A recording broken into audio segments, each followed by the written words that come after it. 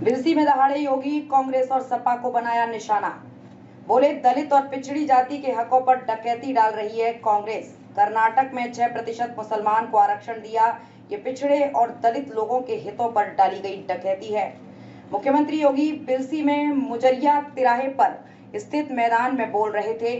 वो भाजपा प्रत्याशी दुर्विजय शाक्य के समर्थन में सभा करने पहुंचे।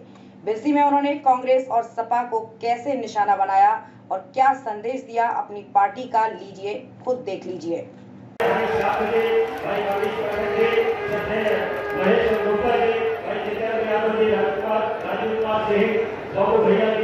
सभी ने मिलकर के स्वागत किया है, अभिनंदन किया है।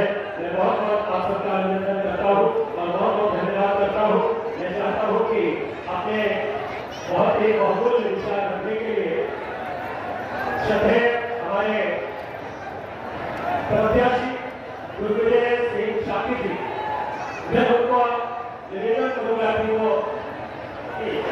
वो आकर के जहाँ हमारे आप सबका मार्गदर्शन करेंगे और अपनी बात करेंगे। उससे पहले मैं अपने केंद्रीय मंत्री जो हमारी आन है, शान है, मान है, हमारा गौरव है, छत्रपति भगवान से आग्रह करूंगा कि वो आकर के हम सबको आशीर्वाद देंगे। एक बार बहुत आकार से बोलना चाहिए।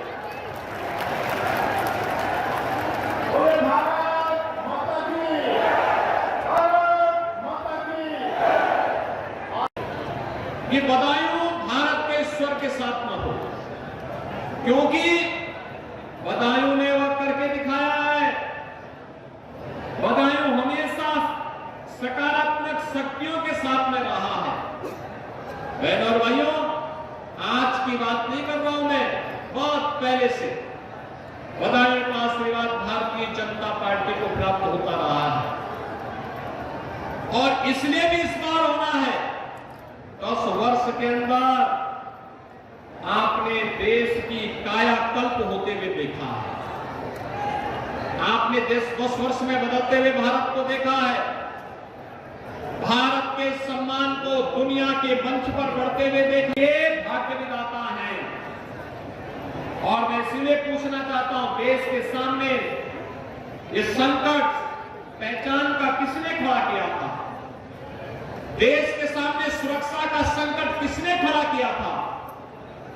देश को विकास से वंचित किसने किया था? देश में भूख की मौत के लिए कौन जिम्मेदार रहा है? किसानों की आत्महत्या के लिए कौन जिम्मेदार थे? तुष्टीकरण की राजनीति के कारण दंगों के लिए कौन जिम्मेदार था? भ्रष्टाचार की भीषण समस्या से गरीब तबाह होता था, इसके लिए जिम्मेदार कौन था? नौजवान प्लान करता था, उनके लिए रोजगार और नौकरी नहीं थी, कौन इसके लिए जिम्मेदार था? बिजली पानी के लिए लोग तरसते थे, कौन इसके लिए जिम्मेदार था? और आपकी आस्था के साथ कांग्रेस, सपा और बसपा के लोग खिलवाड़ करते थे, कहते थे अयोध्या में तो राम हुए ही नहीं, कृष्ण हुए ही नहीं, कैसी कैसी बातें करते थे। और आज तो 500 वर्षों का इंतजार करते हुए अयोध्या में रामलला के दर्शन हो गए। फिर से रामलला के दर्शन हो गए। आपने कि जो राम को लाए हैं, आपका एक एक वोट जो कमल निशान पर जाएगा, वह दुर्विजय शाक्य के माध्यम से मोदी जी के लिए जाएगा। सहमत है ना बहनों और भाइयों?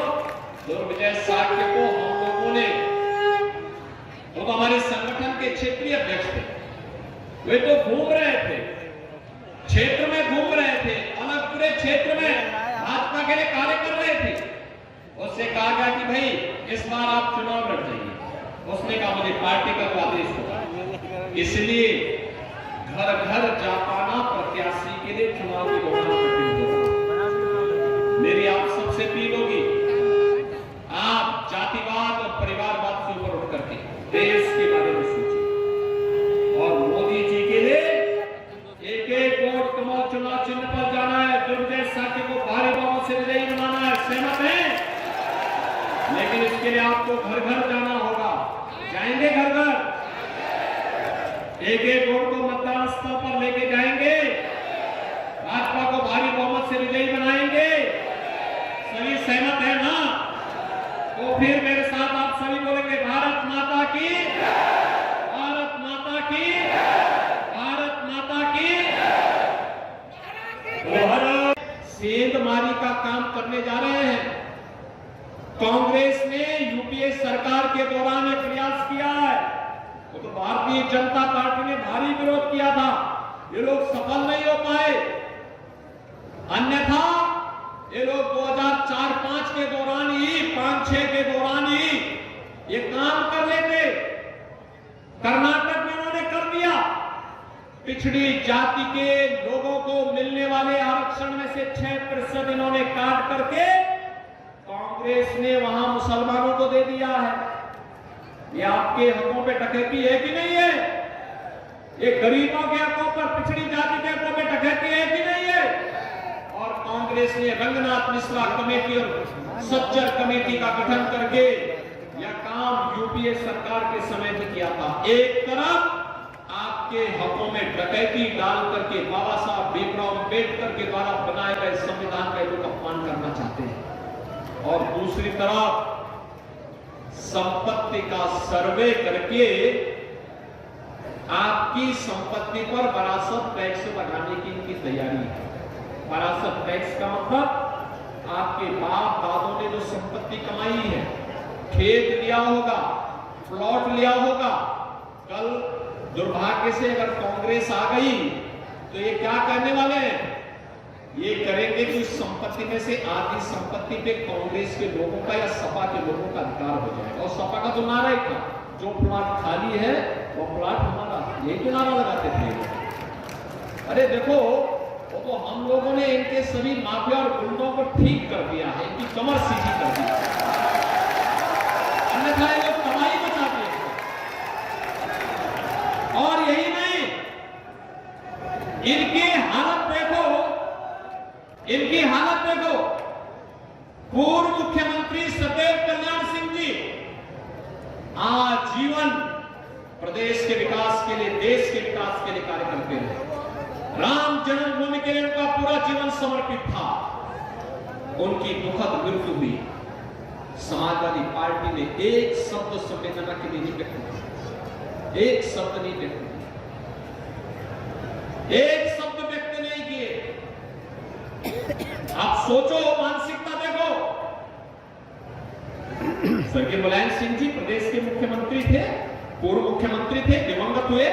मैं स्वयं उनके गांव में गया, मेरे साथ मेरे प्रदेश के अध्यक्ष गए, हमने वहां संवेदना व्यक्त की।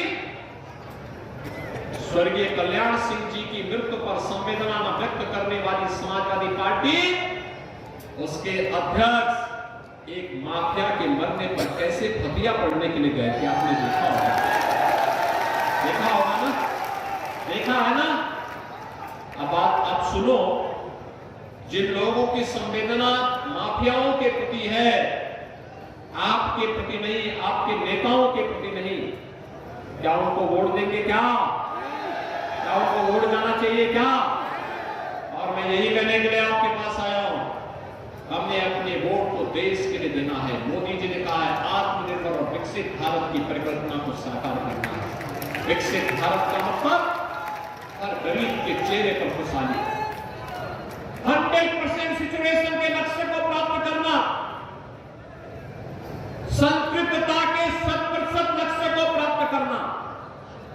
जिसके पास मकान नहीं उसको मकान, जिसके पास राशन कार्ड नहीं उसको राशन कार्ड, जिसके पास आयुष्मान कार्ड नहीं उसको आयुष्मान कार्ड, जिसके पास नौकरी नहीं उसको नौकरी, जिसके पास खेत नहीं उसको खेत, जिसके पास जमीन का पट्टा नहीं उसके नाम पे जमीन का पट्टा। 100% सिचुएशन केवल भारतीय जनता पार्टी देगी, और इसके लिए हम लोग आपके पास आए हैं।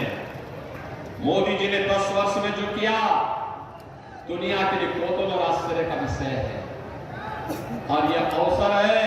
मोदी जी कर पाए हैं आपकी ताकत के बल पर, आपके वोट के बल पर।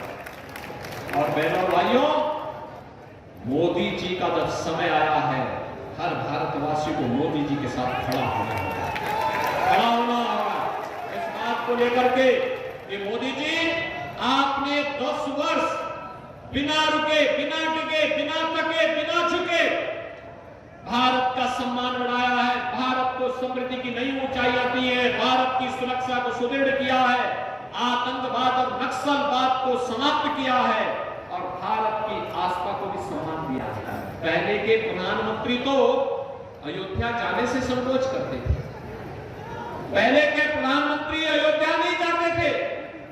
आप सोचो, मोदी जी पहले प्रधानमंत्री हैं जो अयोध्या में राम जन्मभूमि पर दर्शन करने के लिए गए और अयोध्या में 500 वर्षों का रामलला विराजमान